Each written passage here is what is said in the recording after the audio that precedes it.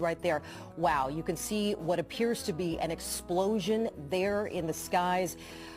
This is incredible video tonight. Let's watch this again. You can see there's an aircraft up top, but if you look right down, right above what appears to be the lower level there, you can see the explosion. Again, from what we are being told, a commercial airliner from American Airlines was flying into Reagan National Airport tonight from Wichita, Kansas.